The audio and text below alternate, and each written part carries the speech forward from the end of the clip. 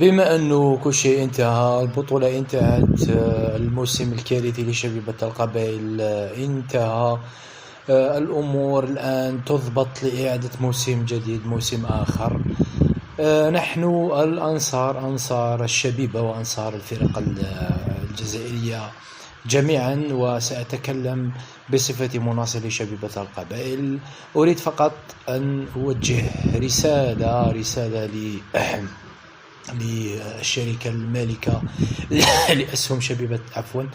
لأسهم شبيبة القبائل، شركة موبيليس، وما يدور وما يحوم حول الاستقدامات التي أصبحت تنشر عبر الصفحات وكأنها سلعة تباع وتشترى، وكأن هذه الصفحات تقوم بالتواصل مع اللاعبين المعنيين وتنشر، والأدهى من ذلك الأمر هو كتابة حصري اللاعب الفلاني مع شبيبة القبائل، واللاعب الفلاني صرح من شبيبة القبائل، والكثير من المصادر الغير رسمية والمصادر التي لا أساس لها من الصحة والتي ليس لها مصدر أصلا أصبحت تنشر شبيبة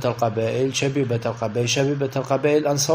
أنصارها الوحيدين في الجزائر الذين يقومون بمثل هكذا منشورات. لكوننا متابعين لمواقع التواصل الاجتماعي، فقد رأيت بأن أنصار الشبيبة هم الأكثر من هذه الناحية نشرا لهذه الأخبار التي تخرج من هنا وهناك دون مصدر، في انتظار وكأنه شبيبة القبائل لا تملك صفحة رسمية، وليس لها صفحة رسمية تعلن فيها تسريح اللاعبين وتعلن فيها الانتدابات وتعلن فيها الأمور التي تخص النادي وتخص الفريق بصفة عامة من كل الجوانب، خاصة هذا الميركاتو. أرى الآن أن على الشركة أن تتحرك، لأنه رغم كل هذه السلبيات في هذه الصفحات إلى أنها توجه رسالة غير مشفرة، بصحة ليست مشفرة، أقول بأنها غير مشفرة للشركة، شركة موبيليس، بأن تقوم باستقدامات تكون في مستوى فريق شبيبة القبائل. ليس من هب ودب أصبح يتقمص ألوان الشبيبة، ليس من هب ودب أصبح يمضي في شبيبة القبائل ويكون لاعب يحمل اسم شبيبة القبائل. هكذا أرادت هذه الصفحات من الجانب الإيجابي لها، وليست الأمور السلبية التي تنشر أخبار الفريق دون مصدر، لكن من جهة أخرى لديها رسالة أرادت توجيهها للشركة المالكة لشبيبة القبائل. الآن أنا أضم صوتي لمن يريد ولمن يقول لهذه الشركة الخاصة والمالكة لشبيبة، الشركة الوطنية المالكة لشبيبة القبائل، أقول لها أضم صوتي لصوت من يطالب باستقدامات في المستوى، استخدامات تقوم في مستوى ألوان وعراقة وتاريخ شبيبة القبائل. نريد البداية في الملعب الجديد، بداية موسم أحسن من المواسم الماضية. فقد سئمنا وفقد مللنا من اللعب دائما على السقوط، في كل موسم نلعب على السقوط، في كل موسم نلعب على تفادي السقوط وضمان البقاء، في كل موسم نصل لمرحلة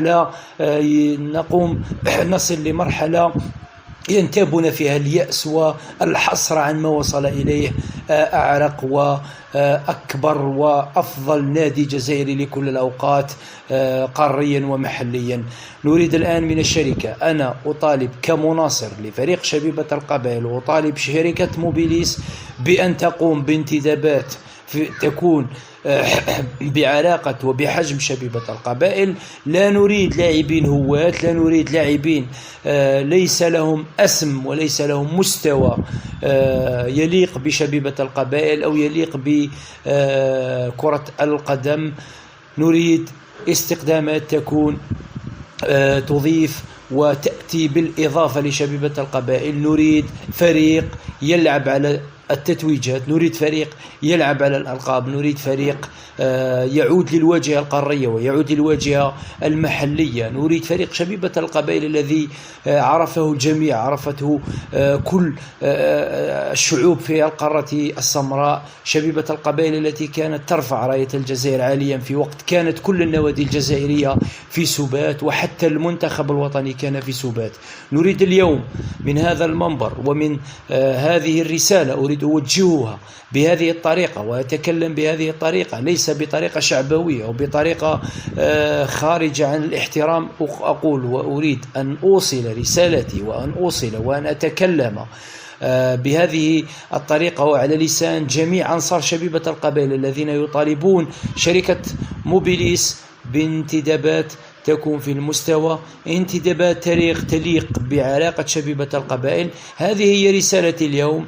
لن أتكلم ولن أقول أمور غير تكون في صالح شبيبة القبائل، لكن نقول لكم اليوم أنتم كشركة تحملتم المسؤولية، أنقذتم الفريق من السقوط هذا الموسم، لا نريد تكراره الموسم المقبل، لا نريد أن يعاد هذا الموسم القادم، لا نريد أن تكون شبيبة القبائل ضعيفة بملعبها الجديد، لا نريد أن تكون شبيبة القبائل أضعف الفرق في ملعبها، نريد فريق يليق بذلك الملعب التحفة، الملعب العالمي. نريد أن يكون أول لقب في أول موسم تلعب فيه شبيبة القبائل في هذا الملعب العالمي والملعب التحفة. نريد أن يكون أول تتويج بهذا الملعب الموسم المقبل إن شاء الله. هذا ما نريده من شركة موبيليس، المالكة الرسمية والحصرية لشبيبة القبائل والراعية الرسمية للبطولة المحترفة